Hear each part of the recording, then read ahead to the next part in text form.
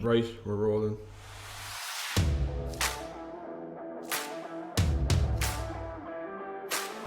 On this podcast, we'll be talking about different areas of business and all things marketing. My name is Dave Doyle. And I'm Dave Alton. This is Social Antics, another marketing podcast.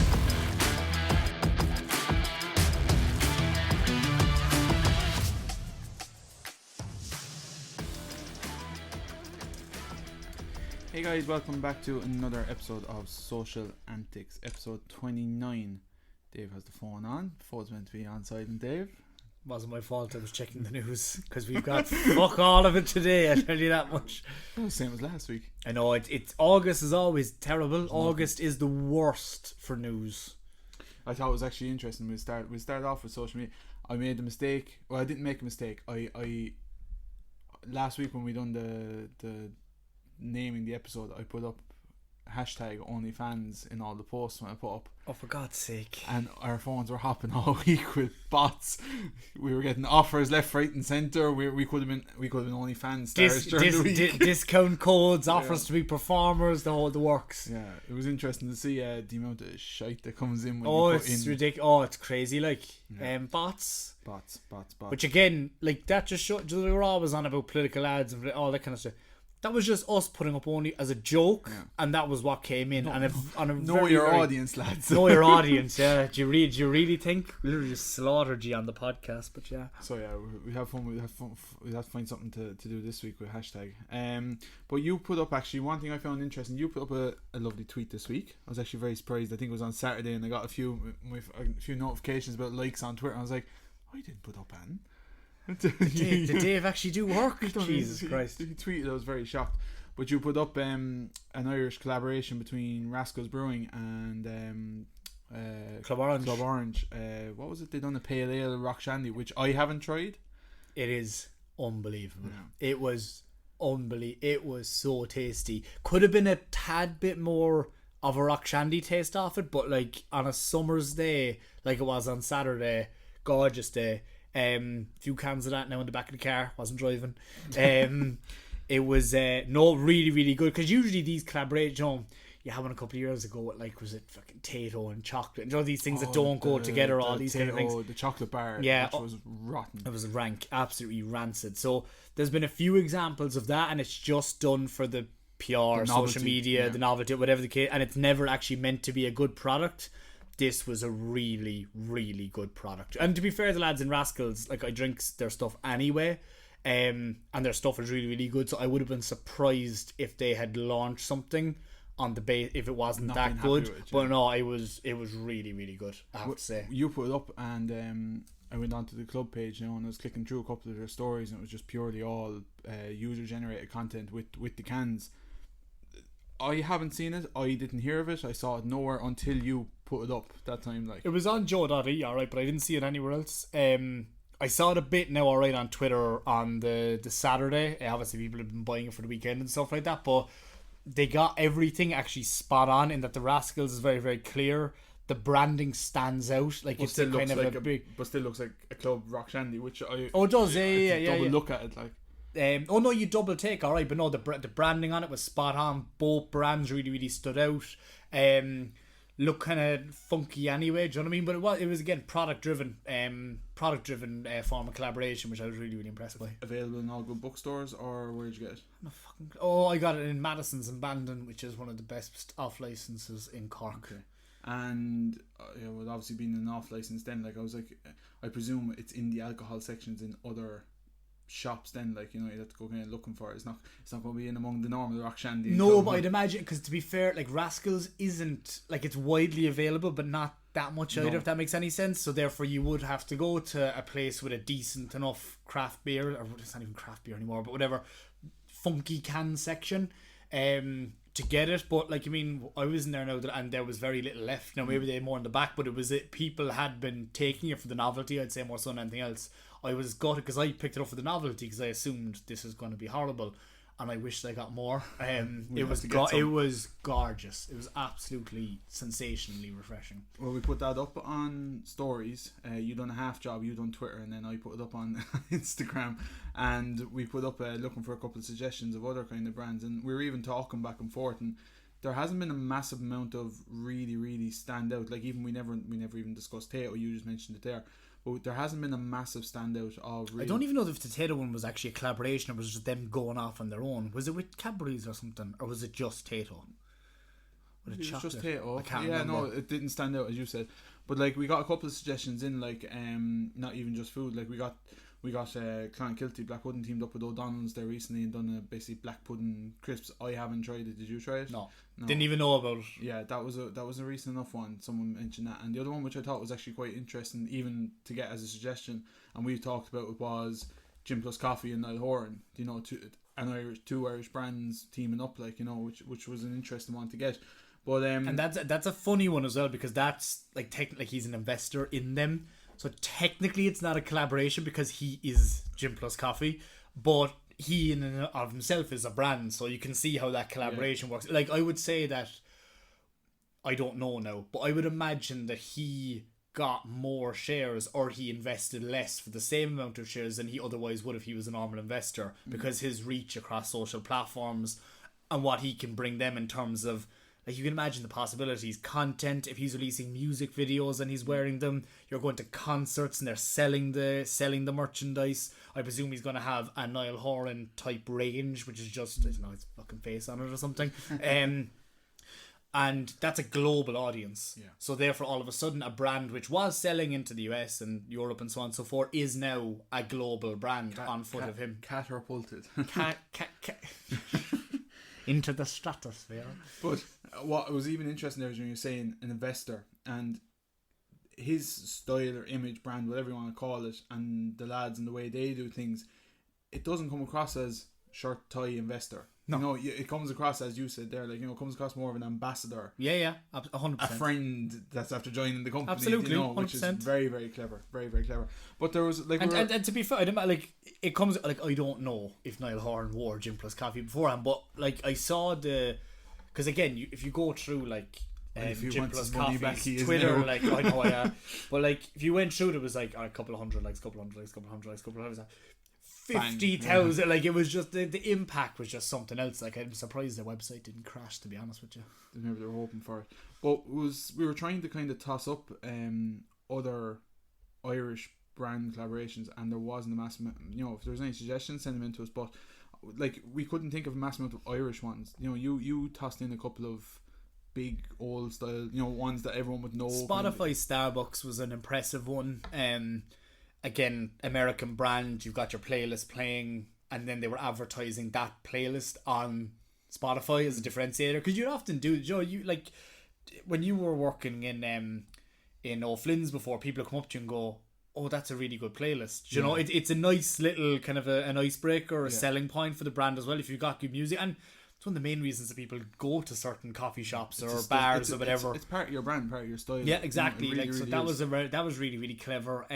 Actually, Spotify teamed up with Uber as well. That when you got an Uber and got into the car, you could play your playlist or whatever. You basically wasn't it built into Uber where you actually went in and you can almost pick, you could sync up your Spotify almost with the Uber driver. Yeah, that was it. You were playing it through their radio, so literally you had your own party in the car when you were going with your music. Because I always found that was very, very straight. Because I remember getting an Uber, the driver and you turned off the radio. But I remember that in because obviously we don't have Uber here. It's free now.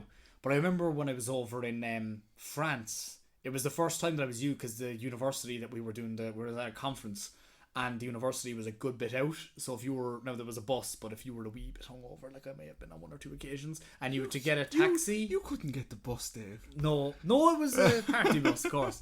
But the first thing they'd ask you is, like, what do you want on the radio, or what you want, and I was kind of like, what sort of service is this? This is bizarre. Not Lyric FM, no? No, exactly. Yeah. In Lyon. But no, that was an interesting. And then you got other ones as well, which are just entirely product or technologically focused. So when MasterCard partnered with Apple to create Apple Pay, like, that was a power play in terms of a new way of people to pay for things, ease of use, which goes into things like app clips and stuff now, which are going to be really, really big, I think, over the next kind of year or so.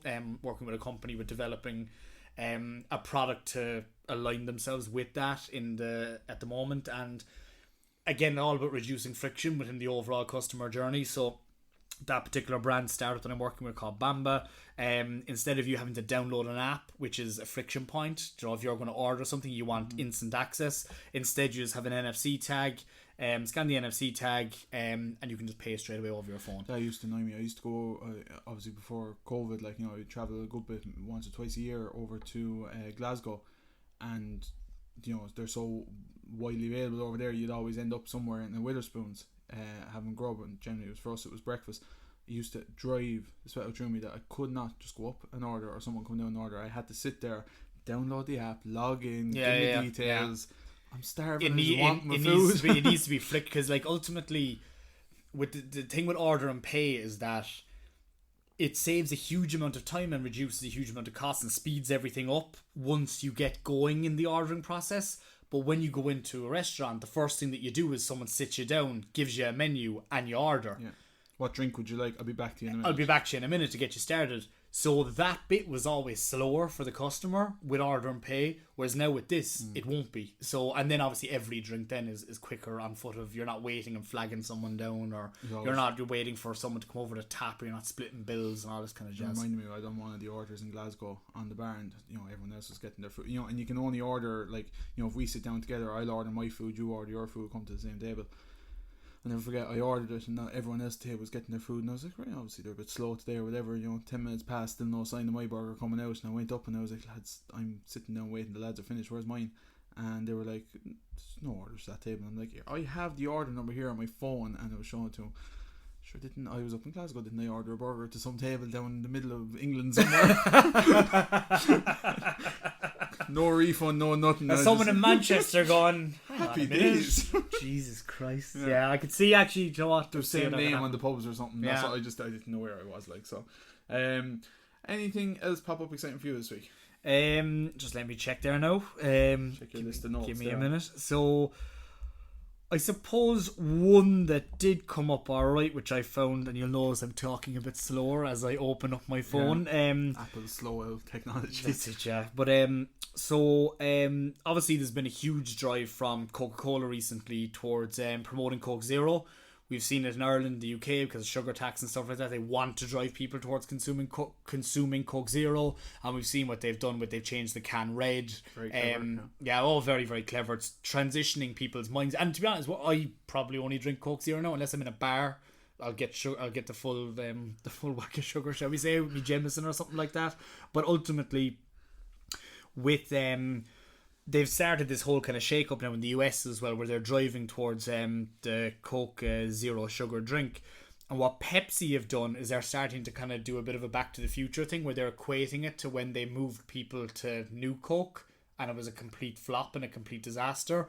And as Coke have launched their new campaign, which is like the best cola you've ever tasted or something like that, with Coke Zero, Pepsi have now basically come out and started a campaign called My Coke Breakup, where they're getting people who consume Coke to take photographs of them with a Pepsi or a Pepsi Zero and tag it with the My Coke Breakup. Basically, why are you doing this? Now, I think it's a bit stupid because you can still buy normal Coke. So it's not like they've changed the flavour or anything, so it's a bit of a strange one. But again, you can see how trying to use something or nostalgia or something that happened in the past to try and generate some sort of engagement now is an interesting tactic. I don't think it works. I think it's a bit stupid, but I think I love when brands have a pop off each other. You can do it more in the US. You can't do it here because laws. Yeah, you actually get in trouble. You probably know the person. Defamation of character. You said my brand was shit. But I think it's interesting when they take a pop off each other, but in a way it can be took, like they're blatantly having you go at Coke, they're using Coke in the title in the campaign and stuff. But when brands have a kind of a pop off each other and just use a word that everyone knows they're having a pop off that company or whatever, I find that a bit more fun, a bit more interesting. Like I love following Lidl and Aldi on Twitter. Like they're always having a pop off each other. And it's intended that way. Yeah.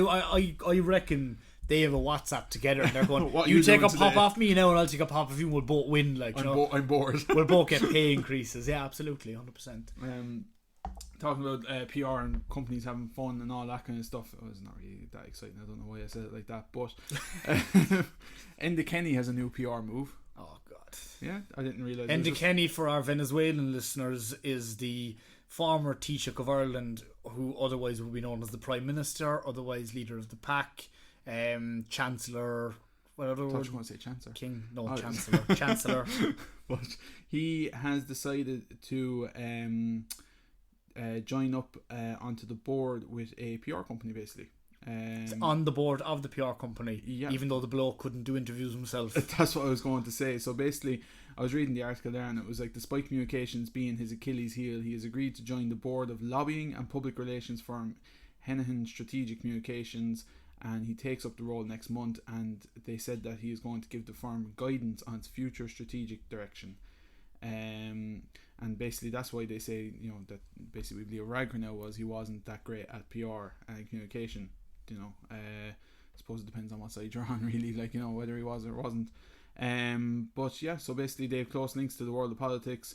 Of course. They are particularly known for working traditionally with people actually associated with Fine Gael, and one of their clients at the moment is actually National Broadband, which is rolling out the high-speed rural fibre network. So that's one of their clients. Appalling.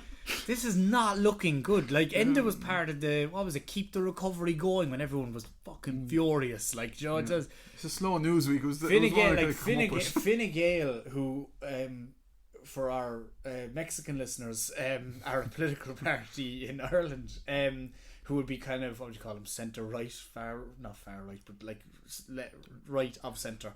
Yeah. But like, I don't get his reputation in this industry. This doesn't make much sense to me. Like, why him? He doesn't have any.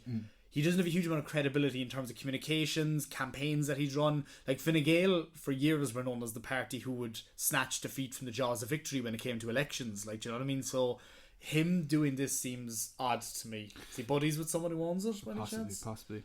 We'll keep an eye on that one and see what they do. But another one I was reading, following up on your insightful what was it, Airbnb, your insightful research that last week. Yeah. But here's another one. Marketers see reasons to be cheerful as consumer confidence holds up. Consumer confidence remains stable and significantly healthier than this time last year as shoppers ramp up plans to save with a view to the future. I knew you'd like this one. I didn't even bother reading the rest of the article. It was just the headline that caught me. So can you say it again? So consumer confidence is up. So compared to this time last year. Consumer confidence remains of course stable. It's fucking, you don't need a study to say that. We're coming out of a pandemic as opposed to being head first in the middle of one. Like, yeah. So consumers are a bit happy. Oh, gee, the researchers, they had to get the crack team out for that, I'd say. No shit, Sherlock. So I didn't bother reading the rest of it. I just said I'd say that because I knew it would catch it. So that's the kind of stats and research that's coming out at the moment. Of course, it's slow.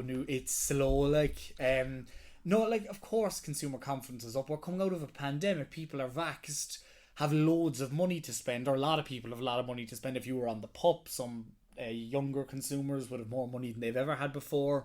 There's people who would have been earning good money and they wouldn't have spent money. You haven't changed the car. You haven't done, so there is people looking out there now to start spending again. We've gone through it, like, coming out with stupid facts that airline flights are on the rise and hotel bookings are up. Of course they are, lads. Is that intended? Airline flights are on the rise. Oh yeah, I like that. Yeah, I like that. Jesus Christ. What else is on the rise is, have you heard of we're getting good at this, aren't we? It was actually a seamless transition. Rise of FinFluencers. Did you hear FinFluencer? Is it financial influencers? Exactly. I've come across a few of them on TikTok, actually. That's exactly obviously I'm they're telling me how I can get a mortgage and all that kind of stuff. So depending where you look on social media, making money has become more straightforward, apparently, according to all these FinFluencers, that they're basically putting out content that's going to make you rich quick. I'm sick of it. It's never been harder to become a millionaire. Yeah, well, I'm getting targeted on YouTube at the moment. It's like, you're just like me and you have $20. Let's turn that into 20 million. All this kind of crap. So basically, put videos. It on red. Yeah. 100,000 times in a row and hope it works out. Like a couple of the lessons on YouTube here. Learning how to buy a property in the UK with no money. Getting the basics. No money? Yeah, that's one of the videos. Getting the basics of Only being fans, a day maybe. trader in 30 minutes. And countless videos on the whole area of cryptocurrency, which I still have no interest in, or even trying to understand. But basically, TikTok has been kind of a cesspool for all this, and there's starting to be a bit of a crackdown on it at the moment. So, like, even back in April, the Financial Conduct Authority warned social media sites that it may take action if they continue to promote risky and sometimes fraudulent investments to often inexperienced consumers. Like, the amount of people that are just latching onto these videos, and we would have even seen it of people in terms of marketing latching onto some of the top boys in marketing, and everything they say, and these are latching onto people with no experience of financial. As you said, they may as well be throwing it all on red. And there's one guy there now, and he's a child. Like, I don't know what age he is, but he's one of the highest followings on TikTok for cryptocurrency and stuff like that. And it's just kind of like, your man's a child. You're listening to a child for financial advice, and he gets hundreds of thousands of views on all of his videos. And like, you saw it in particular during the Wall Street bet stuff last year, where everyone was just going bet. And what ends up happening is that you've got a load of people who are saying the same thing, and you've got a swarm of people saying, well, if all of these people are doing it, I must do it as well. And there's this kind of fear of missing out, in that I will happily lose £100 rather than me not gain £1,000 if this is the one that actually takes off, kind of a thing. Do you know what I mean? So it's like incredibly dangerous in terms of, but this has been going, it's the same thing with fashion influencers of any type of, people jump on trends. And is there any difference between you going out and spending money on a material object because this influencer has told you to, rather than you putting £100 on black? Probably not, realistically. Do you know what I mean? Like, but again, it's the believability stuff. Like, I mean, someone said it there the last day, which I thought was pretty shocking. They said, if you read the news, you're uninformed, or if you read the news, you're misinformed. If you get your news from social media, you're misinformed, or something like that. Basically, there's no winning. The whole area on TikTok now is even getting a name for itself. It's becoming FinTok. And FinTok. Sounds like a villain from James Bond, Dr. FinTok. And TikTok are starting to crack down on it. So basically, last month they banned the promotion of financial services and products such as foreign exchange, cryptocurrencies, and investment services on the app. So, like, as we said, like, there's people. I just think there's the culture of people using social media now. It's just become so they're so gullible. Like you think about it, like someone sees. Go on, the listeners. Go on, call them something else. I Gullible. never said the listeners. The people that don't listen to us. That's the problem, right? So popularity, basically, like one of the things we're talking about is popularity. Like, if someone sees a TikTok video that has 100 to 300,000 views, they think that's credible. Oh yeah. They think it's not an algorithm. This is gospel. Like, this whatever this person absolutely says. But even stuff like there was a bit of advice in the article I was reading. It was saying, make sure you have the full picture. That if someone tells you they made 50% on a Bitcoin investment in the last month, that would be true, but it's also the case that the price of the cryptocurrency has dropped by almost a third in the last 4 months. So they're it's like everything on social media. You're seeing the good side of everything. Of course, absolutely. And I'm just really worried, that well, you can't give solid financial advice in 60 seconds, I would argue. How dare I? 60 seconds, like, Jesus Christ. Yeah. No, it's a strange, like, it's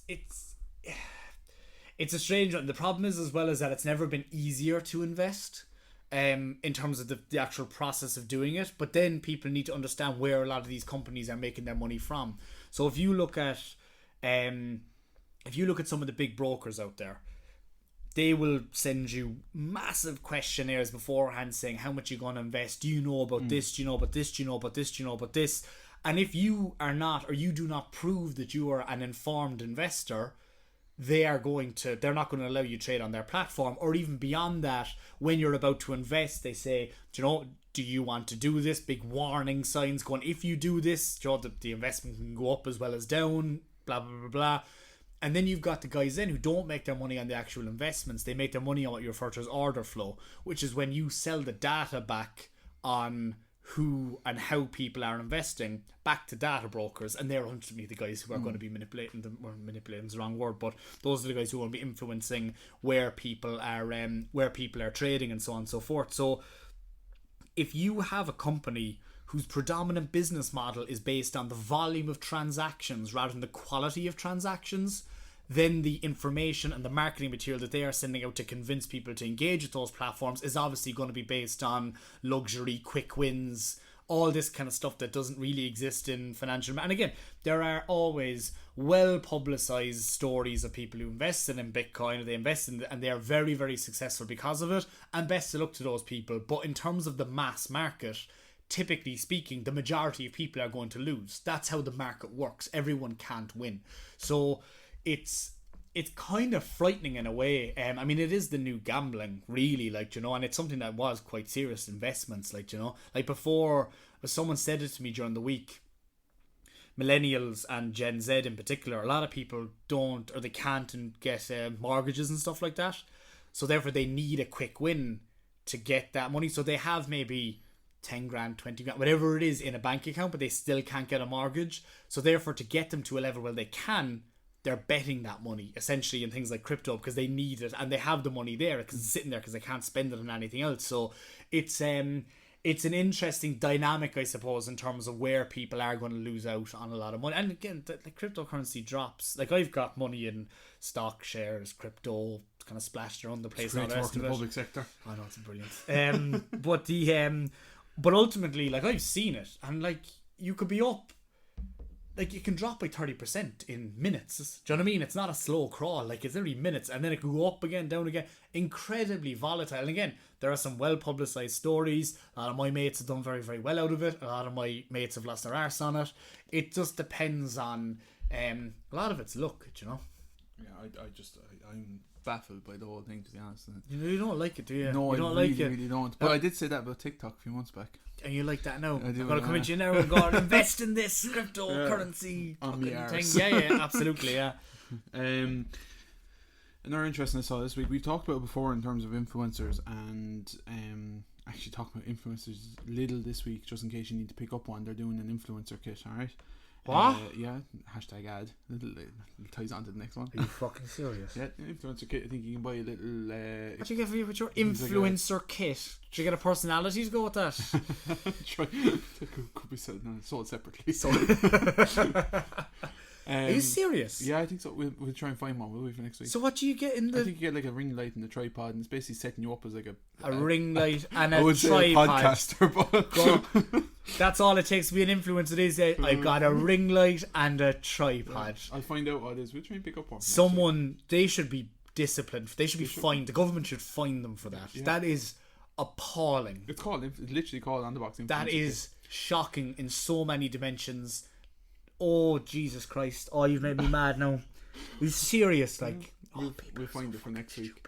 But speaking about influencers and getting into hot water, former Miss Ireland, Aoife Walsh, got reprimanded actually during the week. And it's not so much about her story, more so, but I just want to kind of talk about, I suppose, it is creeping in a little bit more in terms of the watchdog watching these accounts and these influencers. But she put up a piece of content about Tipperary water, obviously an ad. Did she shoot her with her ring light and her tripod? She must have. Yeah. But she put up an ad, and basically ad wasn't clear in the post, hashtag ad or hashtag sponsor post or anything like this. Oh, yeah. And they got reprimanded by it, and they cracked down, and they got told to take the content down. What do you mean it wasn't clear? I think she put white text on a white background. The old SEO, that was back in the day. That was a black hat SEO trick where you'd have all the keywords at the end of your website and just colour them the same colour as the background of it. Or you get away with it for a school or a college assignment. You throw it all down at the end to get up the word count. I got all mine to submit there as PDF. You can't get away with that. But I thought it was just interesting that it's the first kind of one I've heard in a while now where there was a big crackdown on influencers. So they are actually watching. And what's her punishment? Death penalty? Yeah, I'd say so. Yeah, she got the ring light took off her. I fucking hate marketing so much. This is what we're resorted to: FinFluencers and ring lights and whatever she does. Another type of influencers then, there was actually, remember we talked last week there about, if you remember back that far, we were talking about OnlyFans, and that basically they're starting to crack down on the nudie videos. Crack down and the pictures. And the pictures. But since we, it must be algorithms. Since we talked about it last week, I'm getting nothing but OnlyFans articles on Cork Bio and Irish Mirror and Irish Times and all these. Yeah, sure. You were getting them before, I'm sure. But basically, like, there was one there that an OnlyFans star says that this content ban is going to push them into unsafe sex work. There was another one there that says that some of the earnings that they earn a year's salary in 2 weeks is going to be gone. You know, a usual person's year's salary that some of them are earning in 2 weeks. Yeah. So God bless all them. Like the sex, I don't know enough about it, therefore I'm not going to comment. I just don't know enough about. Go do some research. Illicit, like, I mean, the problem is that it's such an overinflated industry, right? So you've got a cohort, like, I don't know how many Irish, what do you call them? Influencers, OnlyFans influencers, models, whatever. Stick with that. Yeah, are on the platform. What's the average pay? Like, I mean, to be fair, I can understand certain scenarios whereby someone who doesn't have whatever reason they're in debt or whatever the story is, they need to pay for possibly college or whatever, because there's always been stories of that where people doing things they don't necessarily want to do. And there was what was the thing a couple of years ago, there was a big piece done by Virgin Media on kind of the explosion of kind of sugar daddies in Ireland and all this type of thing, like, you know. So there is probably a point there whereby if the market provides someone with a solution and then the market takes that solution away, people ultimately then turn towards illicit activities to make up for that gap in the market. That happens constantly, no matter what industry it is. So there is probably a validity of the point there in relation to the sex work and stuff like that. Again, I don't know enough about it, or I wouldn't be educated enough in terms of the behaviour that goes into that thought process.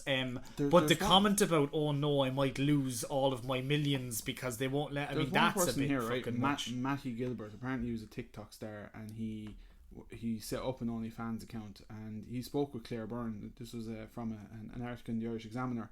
But he left his job to build up the OnlyFans account as his main source of income, and he now makes around 49,500 per month euros. Fucking ditch the public sector. Imagine. Like, that's incredible. What does he do?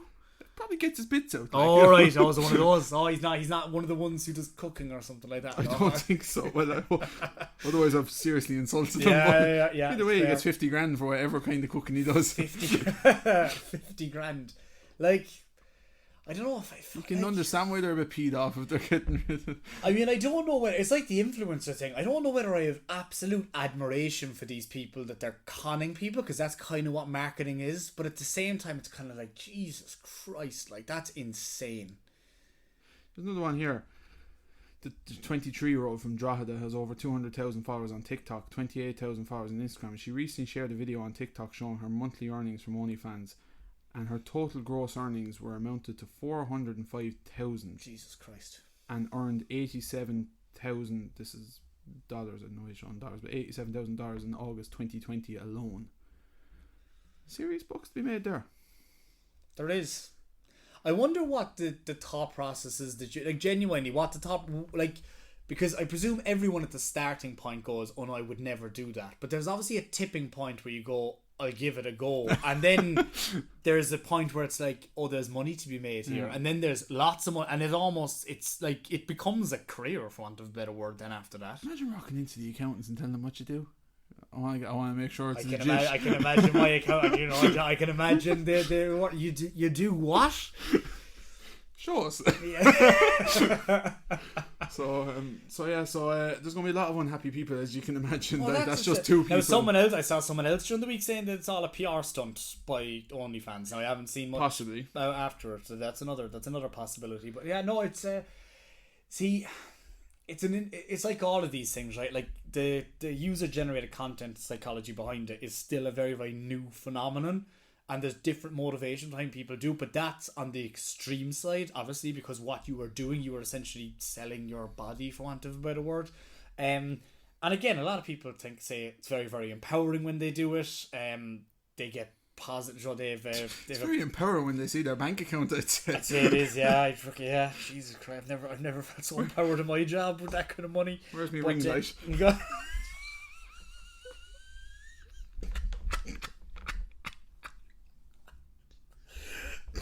Usually that's the kind of thing that I'd say. That was brilliant. Fair play to you. That was good in fairness. But no, look, fair play to them. But like, I mean, yeah, it's something that I'll do some research on it before next week. We could have a proper intelligent conversation rather than just taking the piss now. 3 weeks in a row we're going to talk about OnlyFans. I know. Right. Just don't hashtag it this week. It'll be fucking trending. No, we won't. We'll stay away. We'll go away. Hashtag FinFluencers this week. But ultimately, what's going to happen here, right, is that OnlyFans going to go and something's going to take its place. Ultimately, that's what. Again, if there's a gap in a market, of course. Either it goes to illicit activity or it goes to something else fills that void. That's what's going to happen. Yeah, exactly. Anything else exciting news there from you? Oh no, I've nothing. Is that it? I looked at the news and there was nothing that was exciting whatsoever. Like, I'd nothing. Yeah. Fair play to you for pulling OnlyFans out of the bag, because we were stuck otherwise. It'd been a short episode. We've been a short episode. I think that was it. Yeah, no, so good episode this week. It's a short episode, thank God. Episode. We'll get back to normal. Once we hit September, everyone's on holidays. All the CMOs are on holidays. There's nothing really going on, like, you know.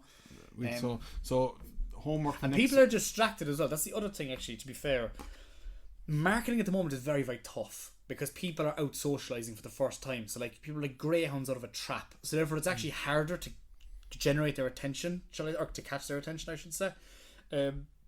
So this is a difficult one for people at the moment. But as you said, everyone is on it now. Like, you know, even like the pubs are coming back in abundance now this week. Obviously, and last week. Well, I meant the marketing, not the actual doors opening. But yes, true that as well. They're all starting to crack down, and now the next kind of wave, I suppose, we're going to start seeing is even. I only heard at home there the other day, like, you know, starting to see the gigs are starting to come back. Yeah, I was in a pub the other day and there was a bloke with a guitar. It's never been so cathartic in my life. I was like, a guitar in a pub. It doesn't matter. Didn't matter. But you're going to start seeing like every band, every comedian, they're all going to be racing to get back out onto the road now again. So there is going to be a great a buzz and choice. To be fair, if there's anyone that deserves anything at the moment, it's the artists, the creatives, those, because they have been hammered. Like, I don't know, like even simple things like getting the pup, right? We all know that artists, a lot of them have to survive by cash in hand because they don't earn that much money. And look, it's a legitimate part of that industry, rightly or wrongly. And again, that made getting pup quite difficult for a lot of them. Some of them, and again, for a lot of them, it's a vocation as well, right? So to have nothing at all, I know some people did like gigs on Facebook Live and stuff like that, but it's not the same thing as having an audience in front of you. So no, fair play to them. Get back and get supporting musicians, artists, so on and so forth. Definitely. Right, we'll wrap it up there. Thanks very much for listening. Follow us again on social media if you want. Actually, your homework this week is to get and check out OnlyFans. You can do that if you want. Well, no, I'm doing the research on the actual. I was going to say you had to pick up the O'Donnell's crisps. No, the research. You do that. I haven't seen them anywhere. I'll find you that, and you get me a can of the Club Orange. You're getting the better deal there. I get a bag of crisps and you get beer. Thanks very much for listening, everyone. Take care. We can have the beer with the crisps. Take care. During the next episode.